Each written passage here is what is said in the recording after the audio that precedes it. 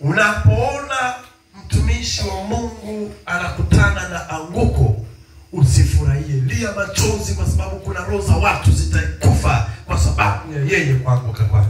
Amina. Lia machozi na umuombe. Amina. Sema amen. Amina. Sema amina. Amina. Sema amina ya kutosha. Amina. Kuna kuhani na mwalimu Musa Richard Mwacha. Wangapi wanamsikia na wanampata?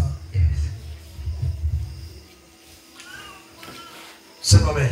Amen. Nimetangulia kusema tu waombe watumishi. Wangapi wamesikia taarifa na skendo za kuhani Musa? Ni wengi. Sema amen. Amen. Usifurahie anguko la mtumishi. Watumishi tunakutana na changamoto nyingi. Sema amen. Amen. Watumishi tunakutana na changamoto. Watumishi hawajashushwa kutoka mbinguni. Amina.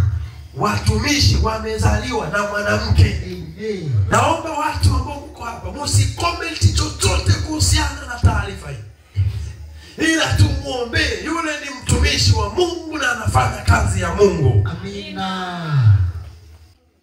Na sisi ni binadamu. Amen. Sema amina kwa jina la Yesu. Amen. Sema amina ya kueleweka. Amen.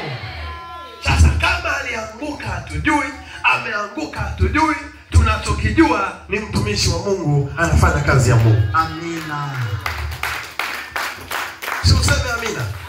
Lakini kama pengine leo ndio inatokea kumchafua kwenye mitandao, wakati mnatongozana, mbona hukumchafua? Mulitongozana wenyewe, mkakubaliana, mkaanza kuanikana. Sema amina. Hizo ni agenda za shetani. Amina. Naomba kama wewe ni mshirika huko hapa, usikomenti chochote kwa watumishi wa Mungu. Amina. Hata kama wamechepuka, nao ni binadamu, wana roho na wana tamaa.